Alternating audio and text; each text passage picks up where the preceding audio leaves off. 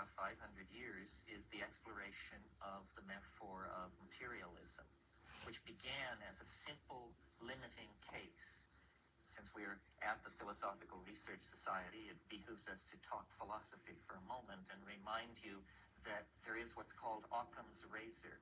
William of Ockham was a late medieval philosopher, and his razor was that hypotheses should not be multiplied without necessity. Without necessity. In other words, the simplest explanation should be preferred in all cases. The fewest number of elements should be put forward as necessary for an explanation. And following William of Ockham's statement of this notion as a logical way of proceeding, the assumption was made then, a provisional assumption at the beginning, that matter could be separated from the notion of soul and spirit, that it could be divided into its simplest units, and out of the activity of those simple units, a model could be built up that would explain more complex phenomena in the world, Cartesian materialism, which was applied very successfully to physical matter, to the chemical elements, and so successfully, in fact, that the provisional nature of the assumption was soon forgotten in the explanatory zeal of the people who had latched onto this method. And so it was then applied out of the chemical realm, but it moved into the biological realm. And the search was on for the biologically irreducible units, which in the 17th century was the cell. Great excitement about the cell. And then in the 20th century, of course, first the nucleus of the cell, then ultimately DNA as the constituent of the nucleus, which was controlling protein synthesis. But strangely enough, the elucidation of the mechanics of the gene through this program of reductionism did not issue into the same kind of control over the products of the gene that the same program had the same kind of fruit that had been born in the analysis of physical matter. And in the early years of this century, when the effort was made to extend the metaphor into psychology, the true inadequacy of it became clearly seen, so that the effort to break the personality down into types or complexes or archetypes or behavioral strategies all failed. And at the same time that this process of disconfirmation was happening in the social sciences, physics, which had been old reliable in the matter of supporting this particulate, pointillistic, materialistic school of explanation, began in fact to betray it, because the analysis of matter was pushed to deeper and deeper levels until finally phenomena began to be elucidated, which seemed incomprehensible in the mechanical model. It seemed as though what had been thought of as points of matter were in fact spread through time, and the notion of simple location began to give way to talk of clouds of probability and this sort of thing.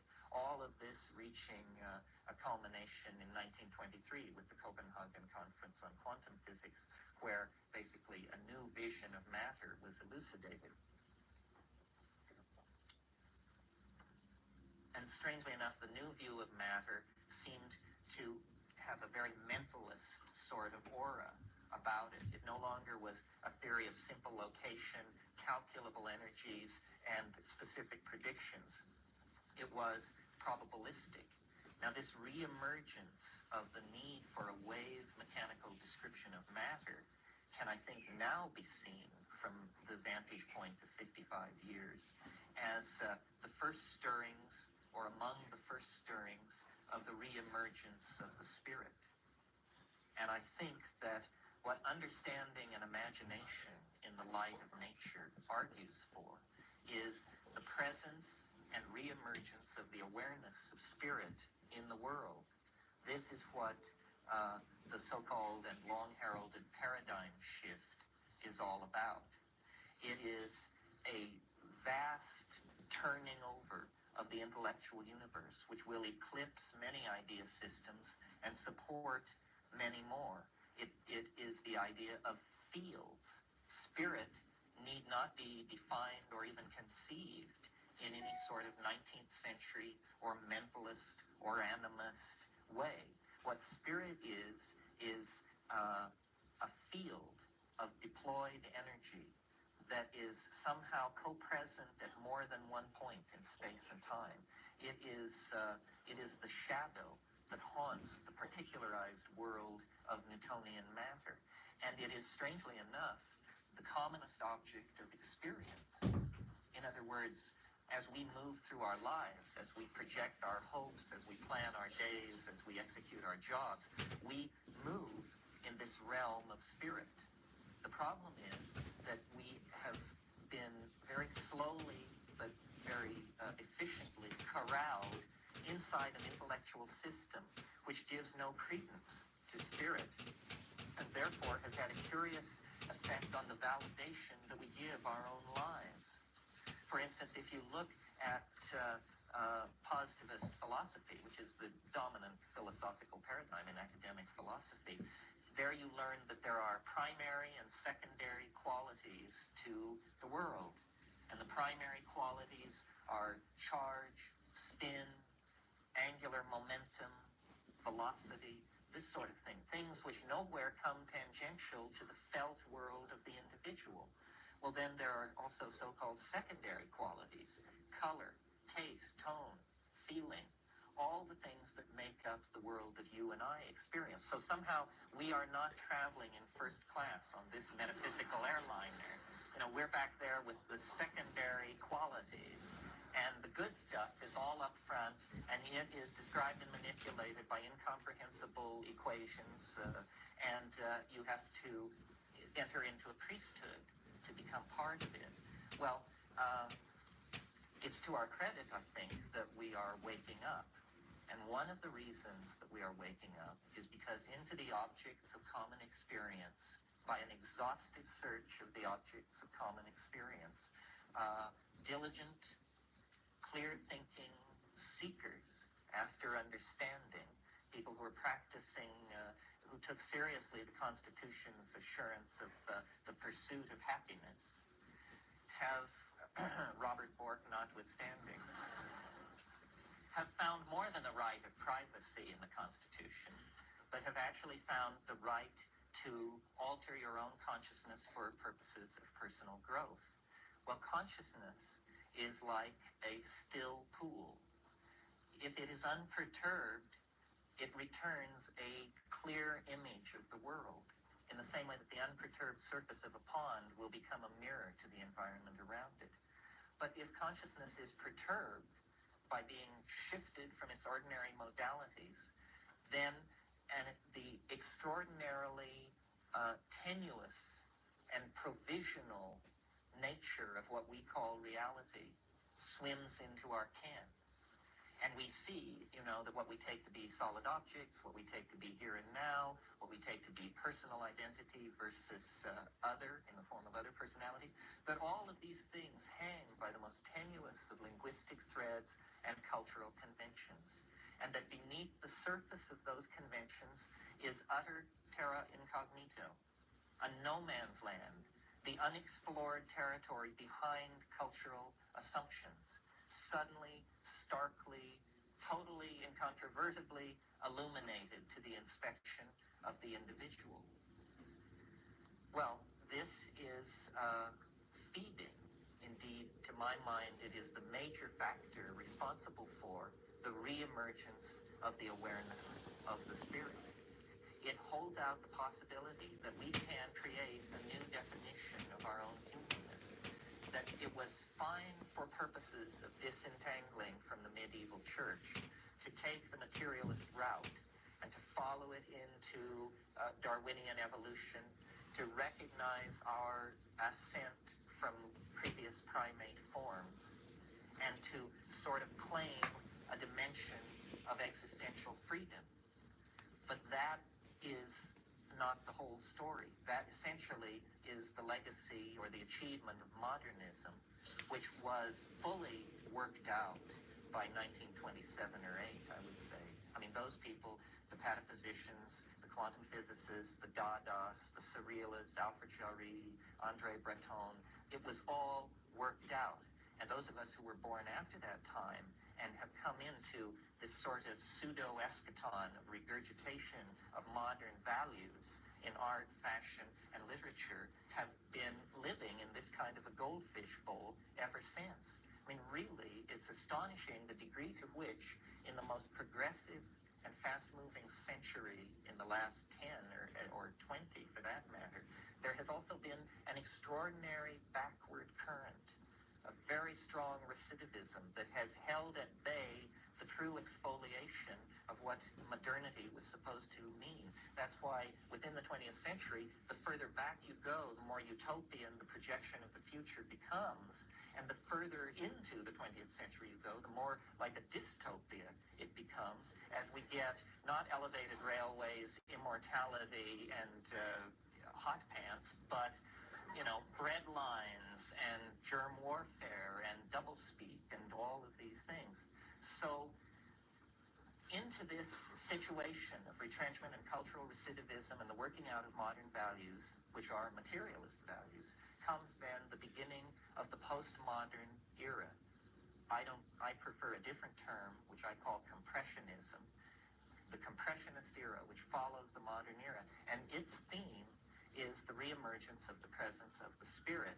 And its major cultural exhibit, or the major cultural force driving it, is the discovery of relativism with regard to consciousness, which does not only mean psychedelic drugs and hallucinogenic plants per se, it also means media, it also means literary expectation, reorientation of the senses through design, urban planning, the entire spectrum of effects which feeds consciousness back into itself is enunciating this theme of the emergent spirit. And it is not necessarily a welcome theme because all institutions attain a certain momentum toward the preservation of their own vested interests.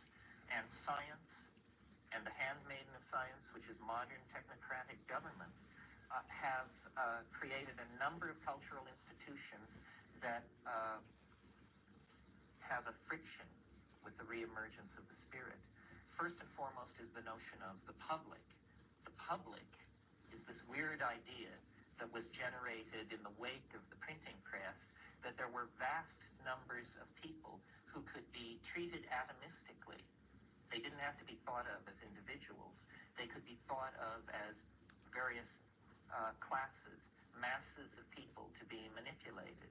And if you could sell the public on the idea of democracy, which is another one of these atomistic notions. The notion of democracy is that for us all to get together and have it work, we have to assume that we're all alike, see?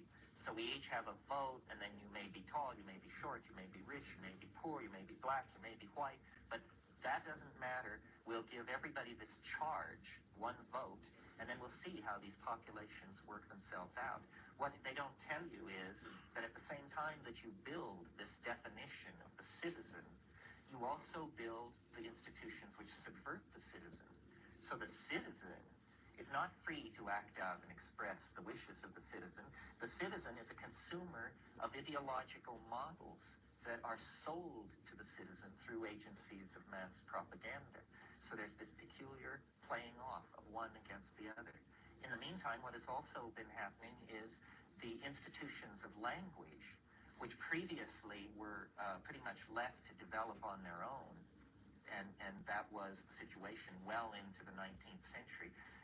Through the power of the printing press, the evolution of language also became something under the control of these institutions, and they very quickly have replaced whatever reality may have been impinging into the lives of the citizens with concepts. Concepts replace reality. You come into the world with a blank slate, and everything is what William James called a blooming, buzzing confusion. Well, then one by one, you isolate phenomena in this confusion, and you name it. Once a sector of reality has been named, it stays still. It ceases to behave the way it would behave for itself it begins to behave syntactically because it has been changed into a linguistic object. When things behave syntactically, they are either subjects or objects, or the syntactical machinery which relates these two together. In that case, materialism, dualism, projection of authenticity beyond the self are all reinforced. So these are the factors which have impeded the spirit. Into this comes the psychedelic experience. It has a tremendous force to revivify the spirit, particularly because it is not an ideology. It is not something someone figured out. It is an experience. And this is important to bear in mind. It horrifies me, I'm sure you've heard me say it, to think of someone going from birth to the grave without ever coming tangential to the psychedelic experience. It's like going from the birth to the grave without ever discovering sex. It means that you died as a pre-adolescent. You know, you never really came into your birthright.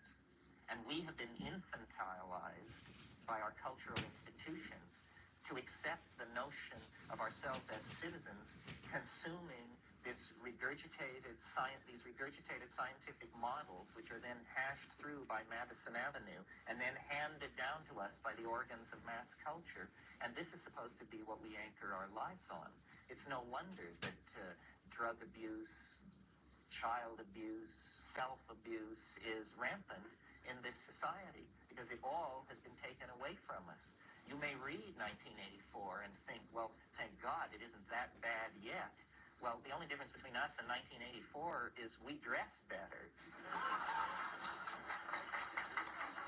So I think that little gatherings like this, and I feel like this is definitely a family gathering, this meeting was sold out before there was any promo other than Roy's show and a small mailing we did. So you are people who have passed through a very narrow filter. You stay up late, you listen to KPFK, and you tolerate Terrence McKenna. So you are either thrice blessed or thrice cursed. I don't know which it is. But anyway, it feels to me like a family gathering. It feels to me like we are figuring this out.